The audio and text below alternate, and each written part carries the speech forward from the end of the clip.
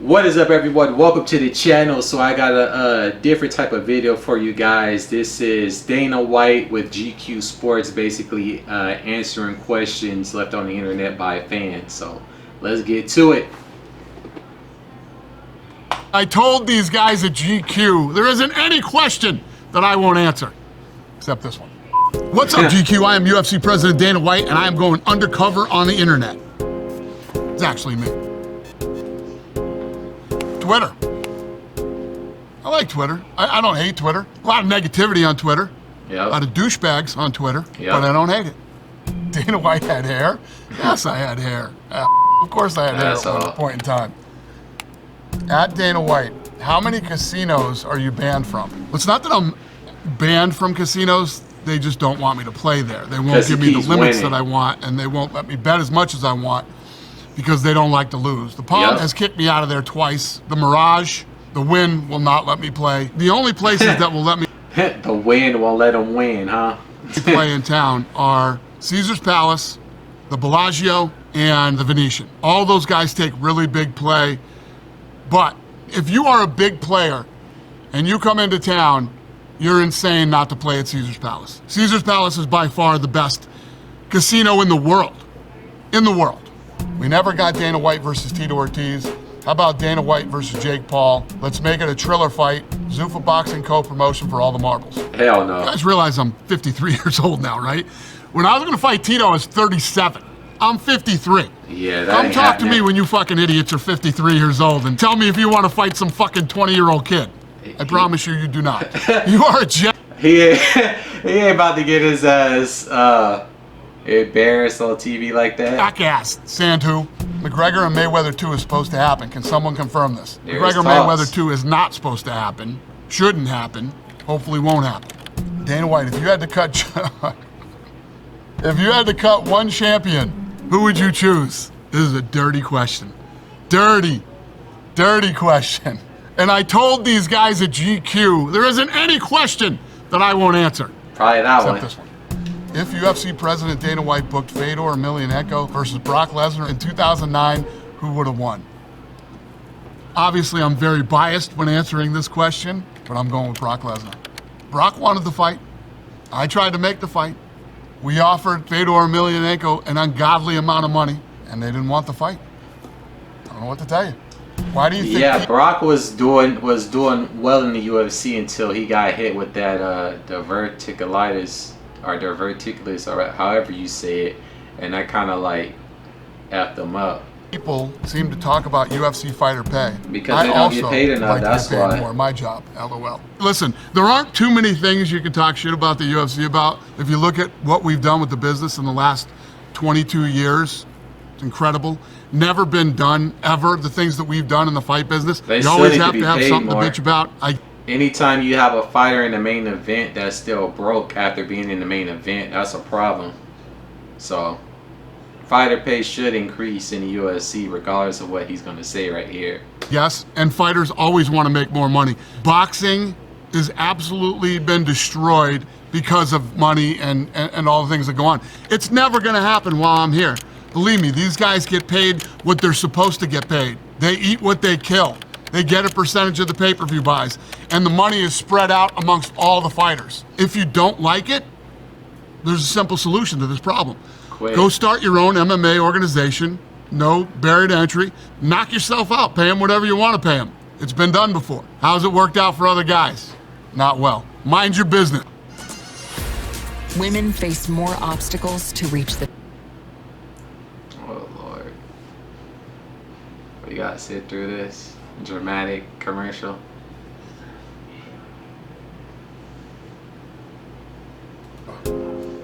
Whatever you want to pay them. It's been done before. How's it worked out for other guys? Not well. Mind your business. Quora. What the fuck is Quora? How good of a boxer was Dana White? Obviously not very good, or I wouldn't be a promoter. Would Bruce Lee at his peak be able to contend with today's top MMA fighters? It's such an unfair question. I'm such a huge Bruce Lee fan. I mean, Bruce Lee in his day, we wouldn't be where we are today without Bruce Lee. So to try to compare him to today's fighters is ridiculous. Can Habib Namerga Madoff be considered as the GOAT in the UFC? One of them. It's so hard. Obviously, he's talented enough. Who knows what he could accomplish, but he retired too early.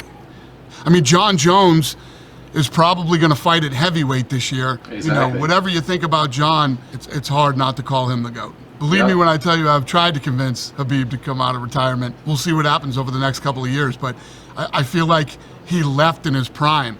I mean, look at what he did to Justin Gaethje right before he retired.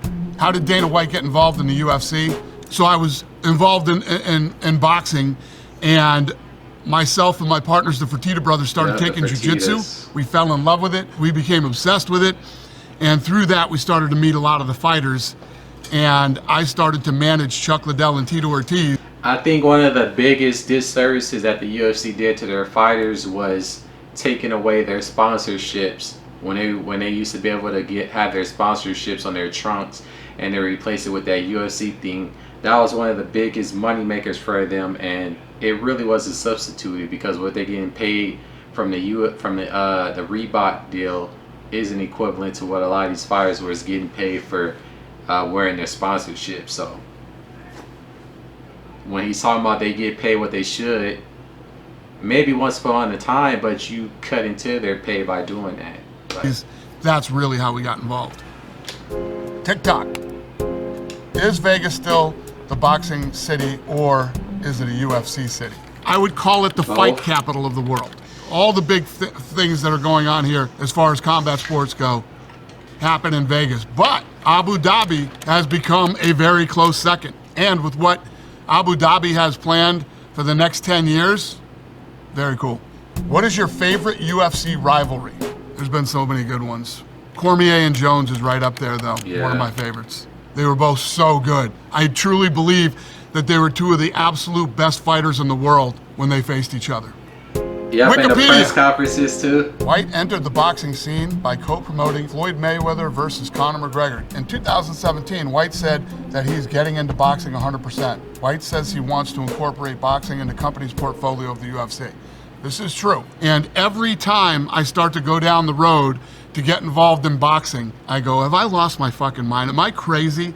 Why would I ever want to get involved in this corrupt, insane, fucked up sport? And then, I jump out for a while and then I start to think about it again.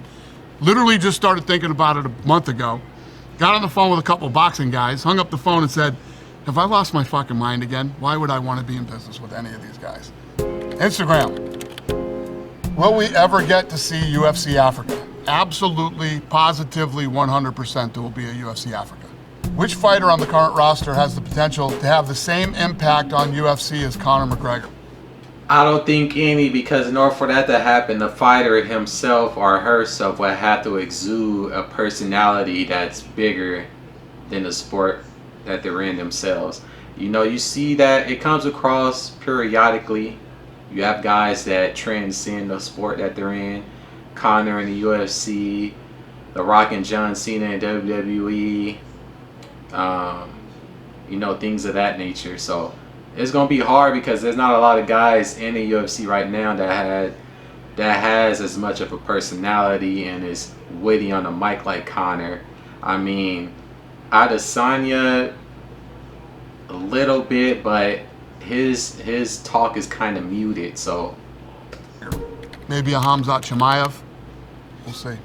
What outside influences have shaped the way you promote UFC and produce shows and cards? Most of my influences have come from, obviously, I was a big boxing fan growing up. I feel like I always knew what fight fans wanted to see and didn't want to see. Most of my early influence was based on boxing. Oh, yeah, it'd of course, be hard to say that the boxing, WWE didn't influence me, too. Yeah, with their live events and things that they've done, 100%.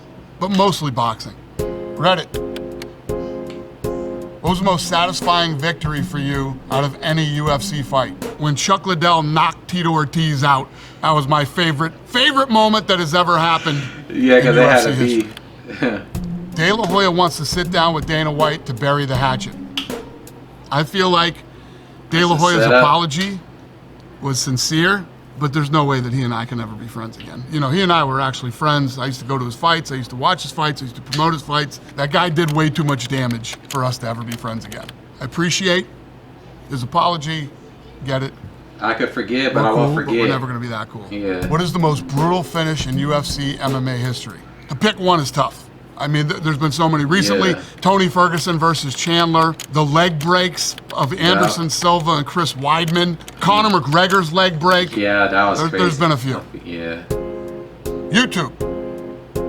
Dana, what fighters are on your top 5 all-time UFC list?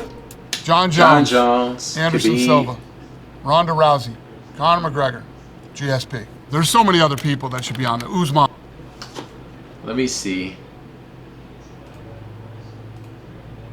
Dana, what fighters are on your top 5 all-time UFC list? John Jones, Anderson Silva, Ronda Rousey, Conor McGregor, GSP. There's so many other people. That's not a bad list. I think. Yeah, that's not a bad list. I think because all 5 of those people probably grossed the most, and a couple of those were very larger than life personalities. Their impact on the sport. So I think he's tying all that into the top 5. Not bad. Ain't a bad list. People Ain't a that should be bad on there. list. Usman should be on there. Why is Dana so concerned about pirating streams? Who cares? What an idiot. It's called business. If you was being robbed of profits in your business, you wouldn't be saying that. People are so entitled nowadays. They think that they should get everything for free just because it's on the internet. Oh, you're rich. It doesn't matter. It do matter. Because as much as people complain about fighter pay, you robbing them of their stuff, that goes into paying these fighters. You know, I can understand if you don't have the money or whatever, but don't say a nasty like comment like "who cares" or stuff like that. That's corny.